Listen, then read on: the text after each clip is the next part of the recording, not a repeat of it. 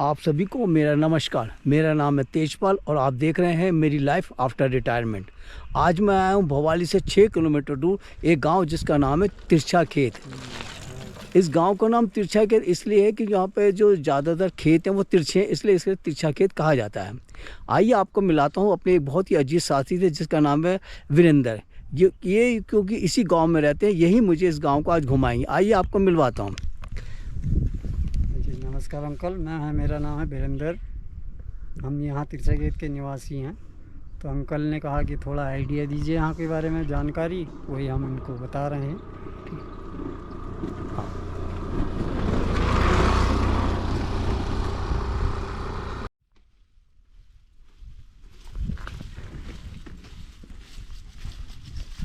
ये देखिए हमारे पूरे गांव की आबादी, घर बने हैं, गहरा गहरा जंगल है, चौकीनारी से जंगल से घिरा हुआ है।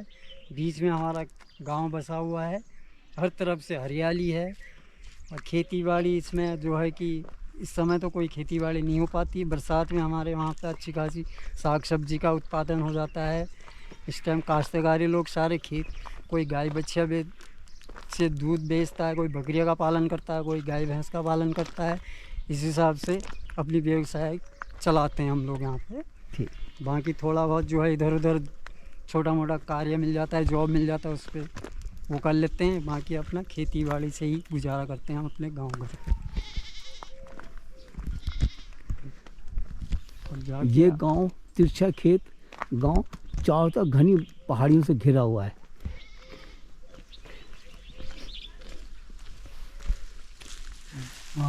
ठीक है दादी, ढेकुआ काट लिया था। ठीक ठीक, हम जरा वीडियो बना रहे थे, हमने कहा जरा अपना घर का नज़ारा ले ले। ये क्या, ये जो आप ले जा रहे हो मैं गायों को खिलाते हो? ये गाय के लिए। अच्छा अच्छा। नहीं जैसे शहरों में तो आजकल घास खाती है, यहाँ पे क्या घास नहीं मिलती? घास, सूखी घास हुई आजकल। सूखी घास मिलती है बस इस समय। तो वो ये पेड़ जो है अपने लगे होते हैं, तो उसको कटिंग करते हैं तो जानवरों को खिलाया जाता है। अच्छा, ये खा लेते इसको हैं? ढेकुआ बोलते हैं हमारे यहाँ पे, इसको ढेकुआ बोलते हैं। हरा घास भिकुआ? ढेकुआ होता है, ये हरा घास होता है, जानवरों का चारा। अच्छा, इसके पेड़, बहुत सारे पेड़ हैं यहाँ पे हमारे। अच्छा ठीक, आइए चलिए, ये हमारे बिष्टू जी हैं।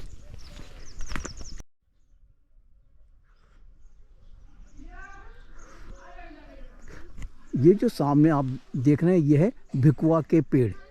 गांव वासी इन्हीं पेड़ों की पत्तियों को तोड़ के अपने जानवर को खिलाते हैं। बारिशों में तो कोई दिक्कत नहीं होती, यहाँ पे काफ़ी घास उगाती है, लेकिन जब घास की कमी होती है तो ग्रामवासी अपने जानवरों को इसी पेड़ों की पत्तियों को खिलाते हैं। गांव में घूमते ही जब चारों तरफ देखते हैं तो कितना खूबसूरत दृश्य नज़र आता है। चारों तरफ ऊंचे ऊंचे पहाड़ और बीच में घाटी। यहाँ पे जो घर बने हुए हैं मैं कुछ देखा, कुछ दूरी दूरी पर बने हुए हैं। यहाँ पे ज़्यादातर लोगों ने पालतू, कुछ लोग अब भेड़ बकरी पालते हैं और कुछ लोग अपना गाय पालते हैं, गाय भैंस इस टाइप से।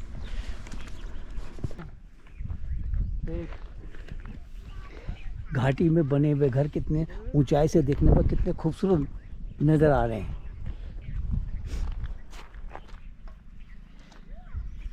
वो हमारे सामने मंदिर है, भूमिया मंदिर कहते हैं ना, पेड़ों के बीच में। अच्छा अच्छा, वो है मंदिर।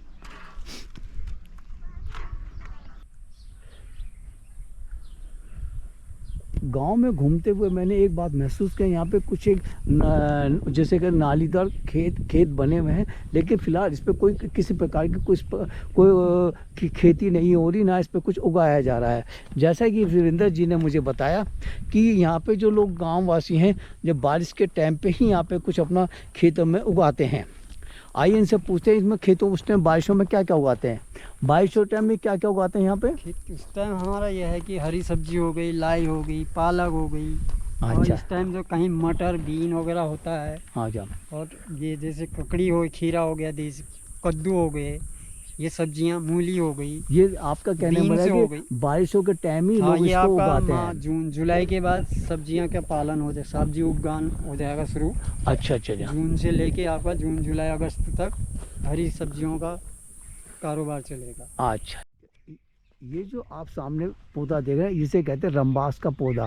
जैसे वीरेंद्र जी ने अभी मुझे बताया कि किसी पुराने वक्त में लोग इसकी रस्सियां बनाया करते थे जो कि बाद में अपने घर में इस्तेमाल होती थी। जैसे जानवरों को बांधने के लिए या लकड़ी हकड़ी लेने के लिए, जंगल के यूज के लिए, उसके काम में रहता है। इस काम ये में गांव में नीचे घाटी के नीचे जाने का रास्ता देखो कितना कच्चा है रास्ता था। अगर यही रास्ता थोड़ा पक्का हो जाए तो कितना अच्छा लगे, लोगों को आने जाने में आसानी रहे। यहाँ से जब ऊपर की जब देखते हैं तो देखो ऊंचे ऊंचे पहाड़, कितना खूबसूरत नज़र आ रहा है। यहाँ पे बड़े आराम से संभल कर चलना पड़ेगा क्योंकि बहुत ज़्यादा पथरीला रास्ता है।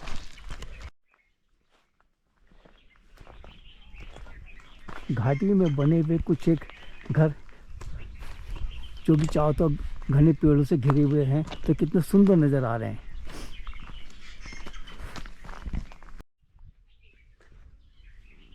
गांव में बना हुआ एक छोटा कितना पुराना घर, तिरछा खेत गांव के अंदर कुछ है कि अब पुराने घर रह गए, ज़्यादातर बाहर के लोगों ने आके अपने घर बना लिए हैं।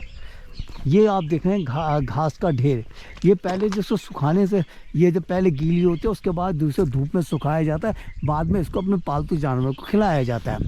देखो कितना सुंदर नज़र आ रहा है।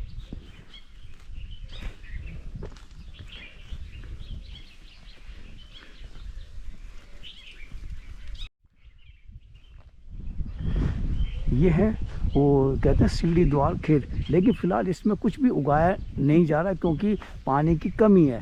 बारिशों के बाद जैसा कि मुझे वीरेंद्र जी ने बताया कि ग्रामवासी इसमें अपना कुछ फसलें उगाते हैं जो कि उनके साल भर की ज़रूरतों को पूरा करता है। पूरा तो नहीं होता लेकिन कुछ महीने तक उनका काम चल जाता है।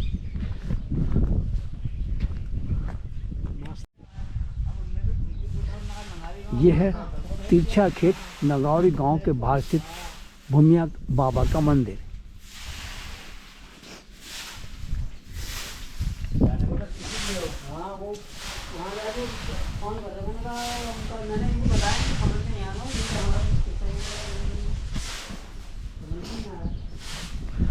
गांव में कभी कोई फंक्शन होता है या शादी ब्याह होता है तो सारे ग्रामवासी मिलकर यहीं आते हैं और भूमिया बाबा के दर्शन करते हैं और उनकी पूजा करके उनसे आशीर्वाद लेते हैं।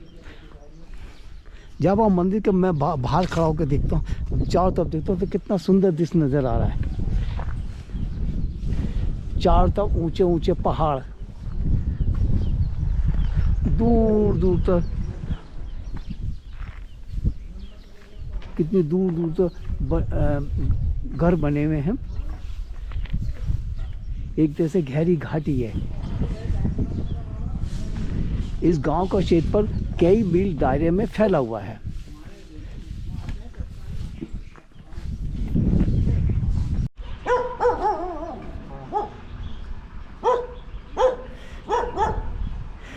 ये है छोटा सा खेत जिसके अंदर ग्रामवासी ने कुछ एक लहसुन उगा रखा, कुछ एक हरी प्याज उगा रखी है क्योंकि यहाँ पे इनको पानी की व्यवस्था, इसलिए आराम से यहाँ पे इन्होंने खेती से कर रखी है। ज़्यादातर खेत मैंने देखे हैं कि पानी की व्यवस्था ना होने के कारण उनके खेत खाली और तेज से सूखे दिखाई दे रहे हैं।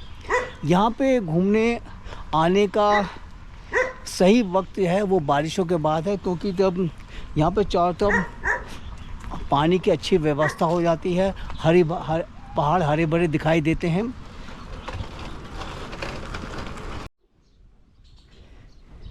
यह है श्री वीरेंद्र जी का घर।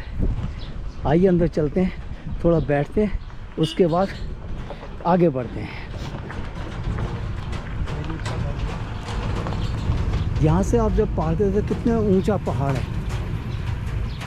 शाम के टाइम छत पे बैठो, चाय पियो और पहाड़ों की खूबसूरती का आनंद लो, कितना अच्छा लगता है।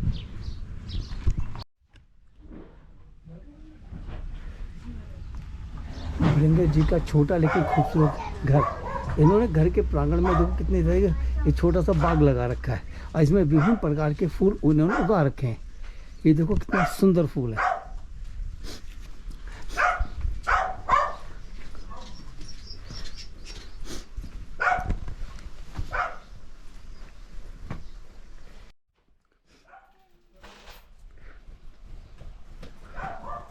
घर के प्रांगण में खड़े होकर जब पहाड़ की तरफ देखते हैं तो कितना ऊंचा पहाड़ और घने जंगल, कितना खूबसूरत दृश्य दिखाई दे रहा है।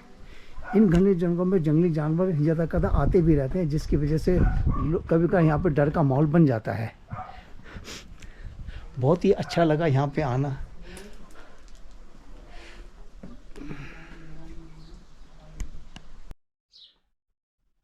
जब घर के नज़दीक कोई जंगली जानवर आ जाता है, उसके बचाव के लिए आप लोग क्या तरीका इस्तेमाल करते हैं? मतलब हम ऐसा कुछ नहीं है, मतलब हल्ला गुल्ला करते हैं, शोर शराबा करते हैं। शोर शराबा से जो है दूर भाग जाता है। जैसे हम जोर जोर से बोलेंगे तो ऑटोमेटिक वो थोड़ा दूरी भाग करना शुरू कर देगा। जैसे नज़दीक में है तो दूर भाग जाएगा। कभी कभार ऐसे है कि जैसे दीपावली में पटाखे रख लेते हैं हम, बम पटाखे, एक आध बम पटाखे की फायर कर देते हैं तो फिर वो जरा दूरी बना लेता है दूर से, यानी इस तरह से आप अपना बचाव कर लेते हैं। हाँ जी।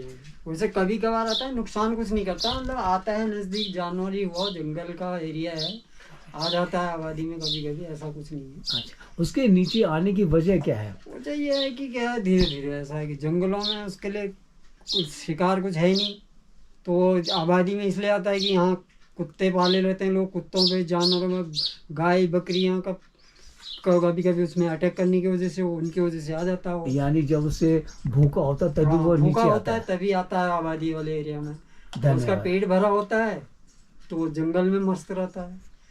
ठीक है। है कभी कभी पानी के हिसाब से पानी के लिए भी आ जाता है। अच्छा अच्छा, क्योंकि जंगलों में पानी मिल नहीं पाता है।